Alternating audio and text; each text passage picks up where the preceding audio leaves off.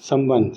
इस प्रकार आत्मत्व के दर्शन, वर्णन और श्रवण की अलौकिकता और दुर्लभता प्रतिपादन करके अब आत्मा नित्य ही अवध्य है, अतः किसी भी प्राणी के लिए शोक करना उचित नहीं है, यह बतलाते हुए भगवान संयोग के प्रकरण का उपसंहार करते हैं।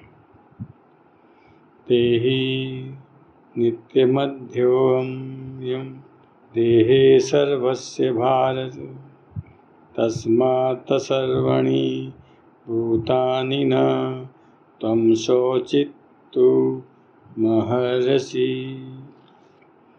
हे अर्जुन, यह आत्मा सबके शरीर में सदा ही अवध्य है, इस कारण संपूर्ण प्राणियों के लिए तू शोक करने योग्य नहीं है। प्रश्न। यह आत्मा सबके शरीर में सदा ही अवध्य है, इस वाक्य का क्या भाव है? उत्तर। इस वाक्य में भगवान ने यह भाव दिखलाया है कि समस्त प्राणियों के जितने भी शरीर हैं, उन समस्त शरीरों में एक ही आत्मा है। शरीरों के भेद से अज्ञान के कारण आत्मा में भेद प्रतीत होता है, वास्तव में भेद नहीं है, और वह आत्मा सदा ही अवध्य है, उसका कभी किसी भी साधन से कोई भी नाश नहीं कर सकता। प्रश्न। इस कारण संपूर्ण प्राणियों के लिए तू शोक करने योग्य नहीं है, इस वाक्य का क्या भाव है? उत्तर।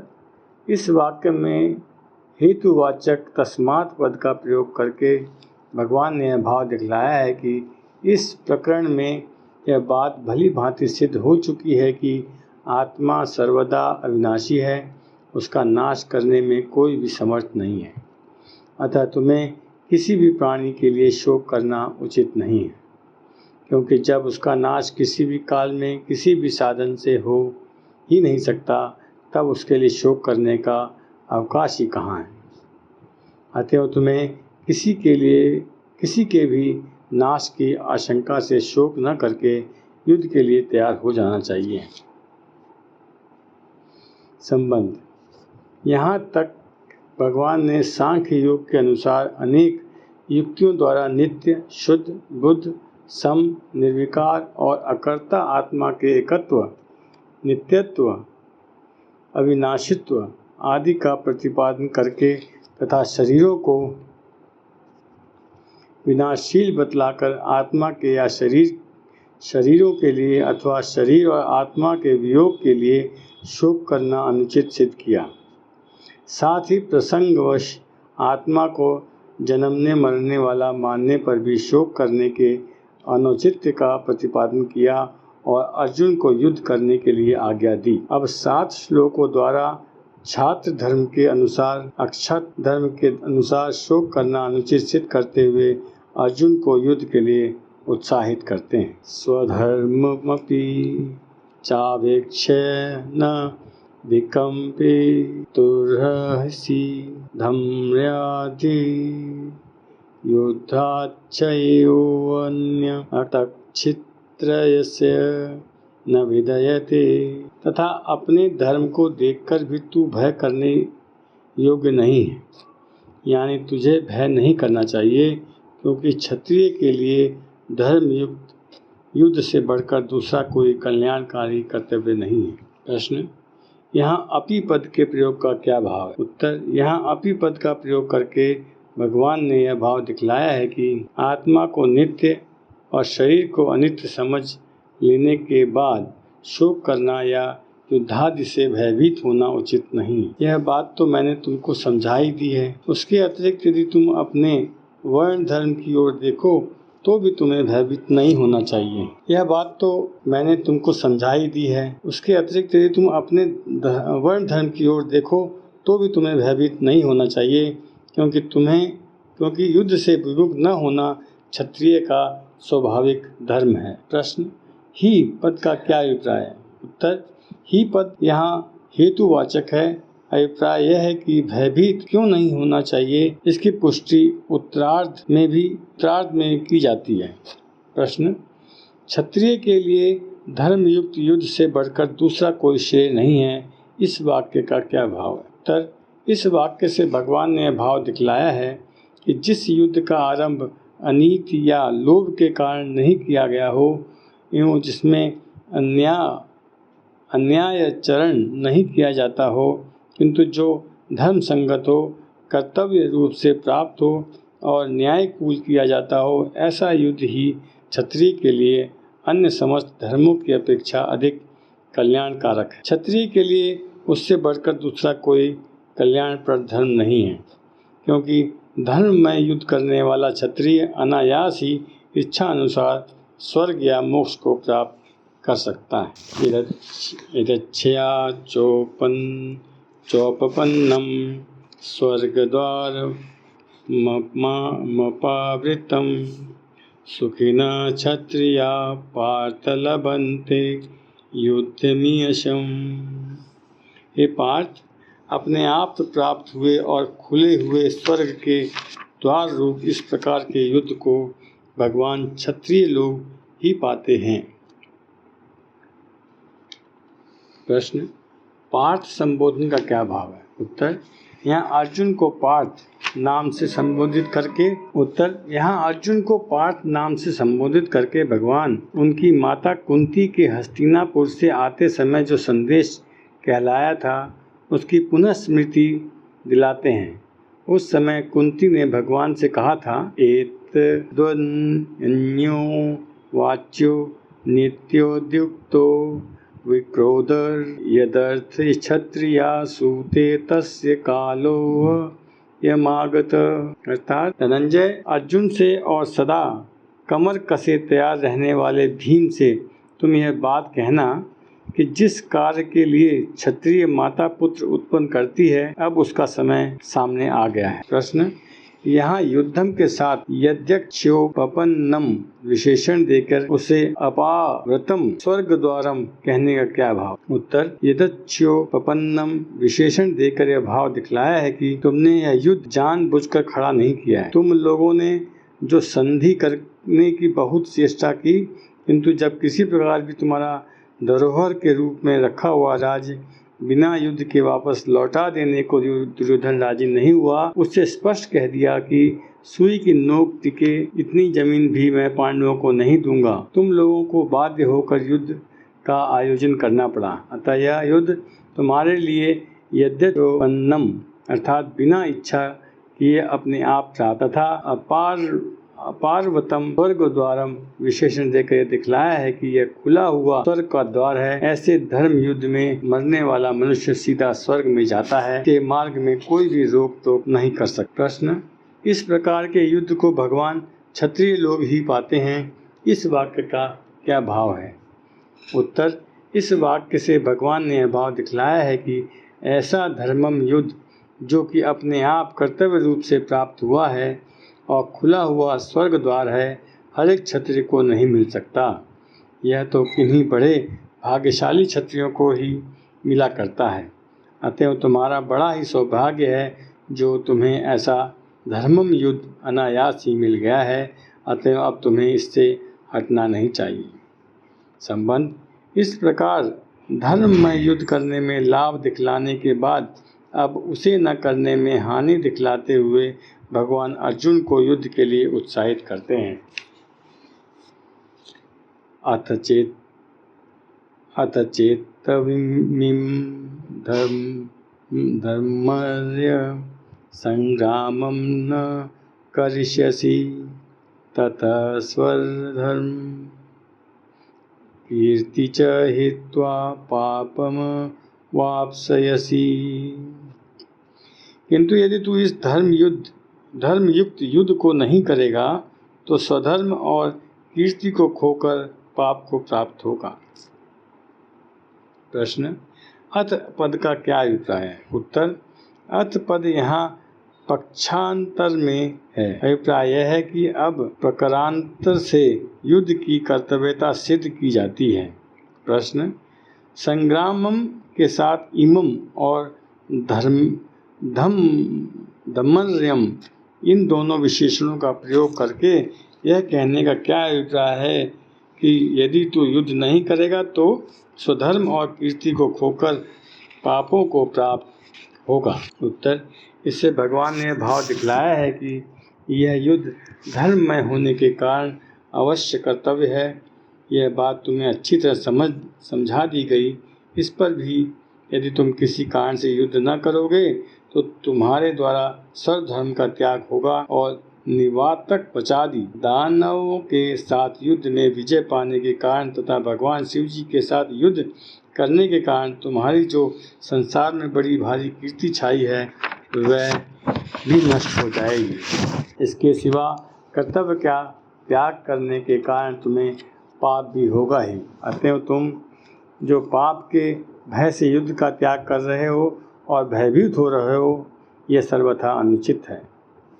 अकीर्ति चापि भूतानि कथयिष्यन्ति तेयव्यम्यां संभावितस्य चाकीर्तिर्मरणादितिरिच्यते। तथा सब लोग तेरी बहुत काल तक रहने वाली अपकीर्ति का भी कथन करेंगे और माननीय पुरुष के लिए अपकीर्ति मरण से भी बढ़कर है। प्रश्न, यहाँ अपी पद का प्रयोग करके यह कहने का क्या भाव है कि सब लोग तेरी बहुत काल तक रहने की अपकीर्ति करेंगे? उत्तर, यहाँ अपी पद का प्रयोग करके इस वाक्य से भगवान ने यह दिखलाया है कि केवल स्वधर्म और कीर्ति का नाश होगा और तुम्हें पाप लगेगा। इतना ही नहीं, साथ ही देवता, ऋषि और मनुष्य आदि सभी लोग तुम्हारी बहुत प्रकार से निंदा भी करेंगे और वह अपकीर्ति ऐसी नहीं होगी जो थोड़े दिन होकर रह जाए, वह अनंत काल तक बनी रहेगी। अतएव तुम्हारे लिए युद्ध का त्याग सर्वथा अनुचित। प्रश्न, माननीय पुरुष के लिए अपकीर्ति मरण से भी बढ़कर है, इस वाक्य का क्या भाव है? उत्तर, इस वाक्य से भगवान ने यह दिखलाया है कि यदि कदाचित तुम यह मानते हो कि अकीर्ति होने से तुम्हारी क्या हानि है, तो ऐसी मान्यता ठीक नहीं है। जो पुरुष संसार में प्रसिद्ध हो जाता है, जिसे बहुत लोग श्रेष्ठ मानते हैं, ऐसे पुरुष के लिए अपकीर्ति मरण से भी बढ़कर दुखदायिनी हुआ करती है। अतएव जब वैसी अकीर्ति होगी तब तुम उसे सहन न कर सकोगे, क्योंकि तुम संसार में बड़े शूरवीर और श्रेष्ठ पुरुष के नाम से विख्यात हो।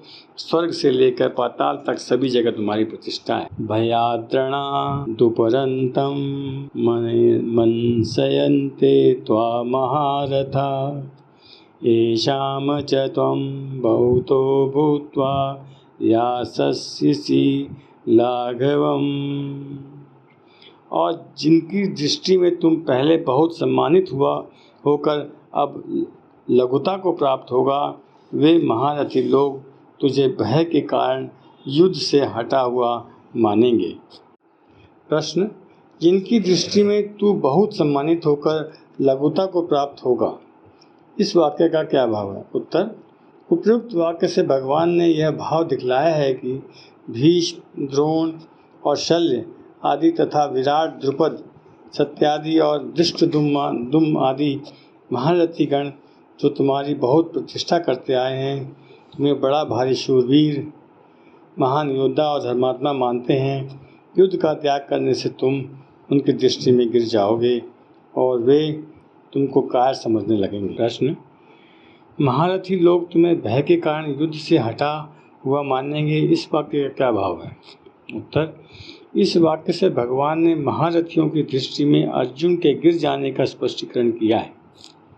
अभिप्राय यह है कि वे महारथी लोग यह नहीं समझेंगे कि अर्जुन अपने स्वजन समुदाय पर दया करके या युद्ध को पाप समझकर उसका परित्याग कर रहे हैं।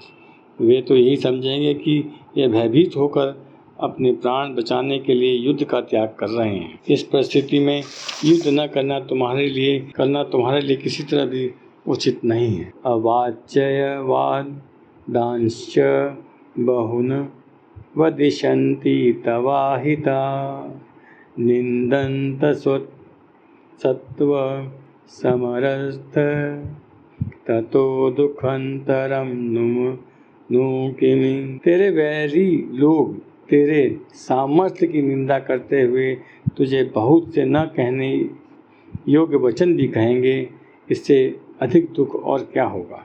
प्रश्न, 34वें श्लोक में यह बात कह दी गई थी कि सभी प्राणी तुम्हारी निंदा करेंगे, फिर यहाँ यह कहने में क्या विशेषता है कि तुम्हारे शत्रु लोग तुम्हारे सामर्थ्य की निंदा करते हुए तुम्हें बहुत से न कहने योग्य वचन भी कहेंगे। उत्तर, 34वें श्लोक में सर्वसाधारण के द्वारा सदा की जाने वाली निंदा वर्णन है, और यहाँ दुर्योधनादि शत्रुओं द्वारा मुंह पर कहे जाने वाले निंदा युक्त दुर्वचनों की बात। वह निंदा तो केवल माननीय पुरुषों के लिए ही अधिक दुखदायिनी होती है, सबके लिए नहीं। किंतु अपने मुंह पर शत्रुओं के दुर्वचनों को सुनकर तो साधारण मनुष्य को भी भयंकर दुख होता है। इसलिए भगवान का कहना है कि केवल जगत में तुम्हारी निंदा होगी, और तुम्हें जो अब तक बड़ा शूरवीर मानते थे वे कायर समझने लगेंगे। इतनी ही बात नहीं है, किंतु उनमें से जो तुम्हारा अहित चाहने वाले हैं, तुम्हारी हानि से जिनको हर्ष होता है, वे तुम्हारे वैरी दुर्योधन आदि तुम्हारे बल पराक्रम और युद्ध कौशल आदि की निंदा करते हुए तुम पर भांति भांति के असह बाणों की वर्षा भी करेंगे। वे कहेंगे, अर्जुन किस दिन का वीर है, वह तो जन्म का ही नपुंसक है। उसके गांडीव धनुष को और उसके पौरुष को धिक्कार है। प्रश्न, उससे अधिक दुख और क्या होगा? इस वाक्य का क्या अभिप्राय है? उत्तर, इससे भगवान ने उपयुक्त घटना के परिणामों को महान दुखमय सिद्ध किया है। अभिप्राय यह है कि इससे बढ़कर दुख तुम्हारे लिए और क्या होगा। अतएव अभी तुम जो युद्ध के त्याग में सुख समझ रहे हो और युद्ध करने में दुख मना रहे हो, ये तुम्हारी भूल है। युद्ध का त्याग करने में ही तुम्हारे लिए सबसे अधिक दुख है। संबंध, उपयुक्त बहुत से हेतुओं को दिखलाकर युद्ध न करने में अनेक प्रकार की हानियों का वर्णन करने के बाद अब भगवान युद्ध करने में दोनों तरह से लाभ दिखलाते हुए अर्जुन को युद्ध के लिए तैयार होने की आज्ञा देते हैं। हतो वा प्राप्स्यसि स्वर्ग जित्वा वा भोक्ष्यसे महीम् तस्मादुत्तिष्ठ कौन्तेय युद्धाय कृतनिश्चय। या तो तू युद्ध में मारा जाकर स्वर्ग को प्राप्त होगा अथवा संग्राम में जीतकर पृथ्वी का राज्य भोगेगा। इस कारण हे अर्जुन, तू युद्ध के लिए निश्चय करके खड़ा हो जा। प्रश्न, इस श्लोक का क्या भाव है? उत्तर, 6ठे श्लोक में अर्जुन ने यह बात कही थी कि मेरे लिए युद्ध करना श्रेष्ठ है या न करना, तथा युद्ध में हमारी विजय होगी या हमारे शत्रुओं की, इसका मैं निर्णय नहीं कर सकता। उसका उत्तर देते हुए भगवान इस वाक्य से युद्ध करते करते मारा जाने में अथवा विजय प्राप्त कर लेने में दोनों में ही लाभ दिखलाकर अर्जुन के लिए युद्ध का श्रेष्ठ सिद्ध करते हैं। अभिप्राय है कि यदि युद्ध में तुम्हारे शत्रुओं की जीत हो गई और तुम मारे गए तो भी अच्छी बात है, क्योंकि युद्ध में प्राण त्याग करने से तुम्हें स्वर्ग मिलेगा, और यदि विजय प्राप्त कर लोगे तो पृथ्वी का राज्य सुख भोगोगे। अतः दोनों ही दृष्टि से तुम्हारे लिए तो युद्ध करना ही सब प्रकार से श्रेष्ठ है। इसलिए तुम युद्ध के लिए कमर कसकर तैयार हो जाओ। संबंध, उपयुक्त श्लोक में भगवान ने युद्ध का फल राज सुख या स्वर्ग की प्राप्ति का बतलाया, किंतु अर्जुन ने तो पहले ही कह दिया था कि इस लोक के राज्य की तो बात ही क्या है, मैं तो त्रिलोकी के राज्य के लिए भी अपने कुल का नाश नहीं करना चाहता। अतः जिसे राज सुख और स्वर्ग की इच्छा न हो उसको किस प्रकार का युद्ध करना चाहिए, यह बात अगले श्लोक में बतलाई जाती है। सुख दुखे समय कृत्वा लाभा लभो जया जयो ततो युद्धाय युजस्व नैनो पापम वास्यसि। जय पराजय लाभ हानि और सुख दुख समान समझकर उसके बाद युद्ध के लिए तैयार हो जा। इस प्रकार युद्ध करने से तू पाप को नहीं प्राप्त होगा। प्रश्न, जय पराजय लाभ हानि और सुख दुख को समान समझना क्या है? उत्तर, युद्ध में होने वाले जय पराजय लाभ हानि और सुख दुख में किसी तरह की भेद बुद्धि का न होना अर्थात उनके कारण मन में राग, द्वेष या हर्ष, शोक आदि किसी प्रकार के विकारों का न होना ही उन सबको समान समझना है। प्रश्न, उसके बाद युद्ध के लिए तैयार हो जा, इस वाक्य का क्या अभिप्राय है? उत्तर, इस वाक्य से भगवान ने भाव दिखलाया है कि यदि तुमको राज्य सुख और स्वर्ग की इच्छा नहीं है तो युद्ध में होने वाले विषम भाव का सर्वथा त्याग करके उपयुक्त प्रकार से युद्ध करके प्रत्येक परिणामों में सम होकर के बाद तुम्हें युद्ध करना चाहिए। ऐसा युद्ध सदा रहने वाली परम शांति को देने वाला है। प्रश्न, इस प्रकार युद्ध करने से तू पाप को प्राप्त नहीं होगा, इस वाक्य का क्या भाव है? उत्तर, इस वाक्य से भगवान ने अर्जुन के उन वचनों का उत्तर दिया है जिनमें अर्जुन ने युद्ध में स्वजन बंध को महान पाप कर्म बतलाया है और ऐसा बतलाकर युद्ध न करना ही उचित सिद्ध किया है। अभिप्राय यह है कि उपयुक्त प्रकार से युद्ध करने पर तुम्हें किसी प्रकार का किंचित मात्र भी पाप नहीं लगेगा, अर्थात तो शुभाशुभ कर्म बंधन रूप पाप से भी सर्वथा मुक्त हो जाएगा। संबंध, यहाँ तक भगवान ने सांख्य योग के सिद्धांतों से तथा छात्र धर्म की दृष्टि से युद्ध का औचित्य सिद्ध करके अर्जुन को समता पूर्वक युद्ध करने के लिए आज्ञा दी। अब कर्म योग के सिद्धांत से युद्ध का औचित्य बतलाने के लिए कर्म योग के वर्णन की प्रस्तावना करते हैं। एषा ते विहिता सांख्ये बुद्धि योगे त्विमा ऋणु बुद्ध्या युक्तो यया पार्थ कर्म बंधनम प्रहास्यसि। हे पार्थ, यह बुद्धि तेरे लिए ज्ञान योग के विषय में कही गई और अब तू इसको कर्म योग के विषय में सुन। जिस बुद्धि से युक्त हुआ तू कर्मों के बंधनों को भली भांति त्याग देगा, यानी सर्वथा नष्ट कर डालेगा। प्रश्न, यहाँ ऐसा विशेषण के सहित बुद्धि पद किस बुद्धि का वाचक है और यह बुद्धि तेरे लिए ज्ञान योग के विषय में कही गई, इस कथन का क्या भाव है?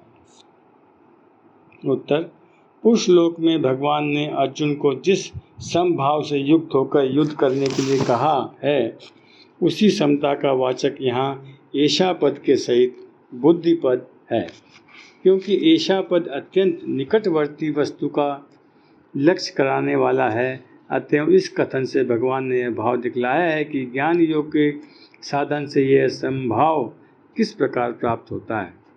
ज्ञान योगी को आत्मा का यथार्थ स्वरूप विवेक द्वारा समझकर किस प्रकार समभाव से युक्त रहते हुए वर्णाश्रमोचित विहित कर्म करने चाहिए, ये सब बातें 11वें श्लोक से लेकर 30वें श्लोक तक बतला दी गई। प्रश्न, 11वें श्लोक से 30वें श्लोक तक के प्रकरण में इस संभाव का वर्णन किस प्रकार किया गया है? उत्तर, आत्मा के यथार्थ स्वरूप को न जानने के कारण ही मनुष्य का समस्त पदार्थों में विषम भाव हो रहा है। जब आत्मा के यथार्थ स्वरूप को समझ लेने पर उसकी दृष्टि में आत्मा और परमात्मा का भेद नहीं रहता और एक सच्चिदानंद घन ब्रह्म से भिन्न किसी की सत्ता नहीं रहती, तब उसकी किसी में भेद बुद्धि हो ही कैसे सकती है। इसलिए भगवान ने 11 श्लोक में मरने और जीवित रहने में भ्रम मूलक इस विषम भाव या भेद बुद्धि के कारण होने वाले शोक को सर्वथा अनुचित बतलाकर उस शोक से रहित होने के लिए संकेत किया। 12वें और 13वें श्लोक में आत्मा के नित्यत्व और असंगत्व का प्रतिपादन करते हुए दिखलाया है कि प्राणियों के मरने में और जीवित रहने में जो भेद प्रतीत होता है यह अज्ञान जनित है। आत्मज्ञानी और धीर पुरुषों में यह भेद बुद्धि नहीं रहती, क्योंकि आत्मा सम निर्विकार नित्य है।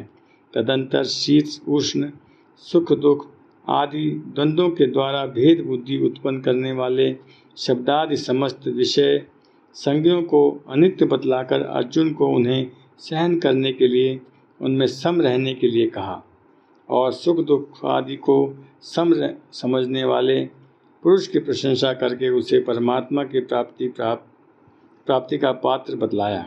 इसके बाद सत्यासत्य वस्तु का निर्णय करके अर्जुन को युद्ध के लिए आज्ञा देकर अगले श्लोकों में आत्मा को मरने मारने वाला, मानने वालों को अज्ञानी बतलाकर आत्मा के निर्विकारत्व, अकर्तव्य और नित्यत्व का प्रतिपादन करते हुए यह बात सिद्ध करती है कि शरीरों के नाश से आत्मा का नाश नहीं होता। इसलिए इस मरने और जीतने में विषम भाव करके तुम्हें किसी भी प्राणी के लिए किंचित मात्र भी शोक करना उचित नहीं है। इस प्रकार उक्त प्रकरण में सत्य और असत्य पदार्थों के विवेचन द्वारा आत्मा के यथार्थ स्वरूप को जानने से होने वाली समता का प्रतिपादन किया है। प्रश्न: इमाम पद किस बुद्धि का वाचक है और अब तू इसको योग के विषय में सुन। इस वाक्य का क्या भाव है? उत्तर: इमाम पद भी इसी पुरुषलोक में वर्णित समभाव रूप बुद्धि का वाचक है। अतः उपयुक्त वाक्य से भगवान ने भाव दिखलाया है कि वही समभाव कर्मयोग के संबंध में साधन में किस प्रकार होता है। कर्मयोगी को किसी प्रकार समभाव रखना चाहिए और उस समता का क्या फल है, ये सब बातें मैं अब अगले श्लोक से तुम्हें बतलाना आरंभ करता हूँ। अतः तू उन्हें सुनने के लिए सावधान हो जा। प्रश्न: यदि यही बात है तो 31वें 37वें श्लोक तक का प्रकरण किस लिए है?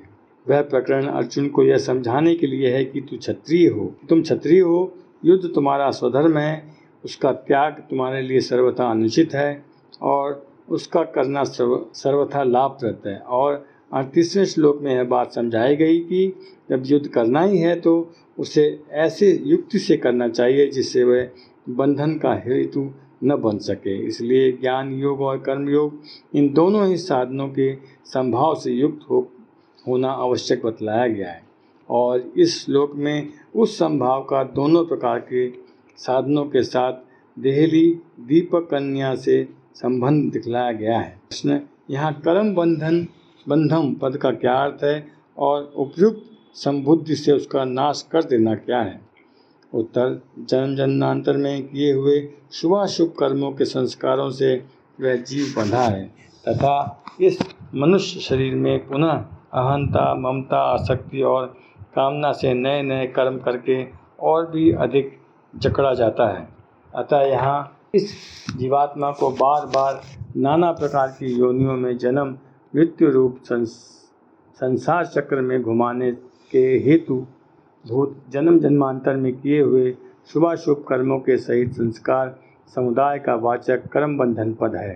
कर्म योग की विधि से समस्त कर्मों में ममता, आसक्ति और फलेच्छा का त्याग करके तथा सिद्धि और असिद्धि सम होकर, यानी राग, द्वेष और हर्ष, शोक आदि विकारों से रहित होकर जो इस जन्म और जन्मांतर में किए हुए तथा वर्तमान में किए जाने वाले समस्त कर्मों में फल उत्पन्न करने की शक्ति को नष्ट कर देना, उन कर्मों को भुने हुए बीज की भांति कर देना, यही समबुद्धि से कर्म बंधनों को सर्वदा नष्ट कर डालना है।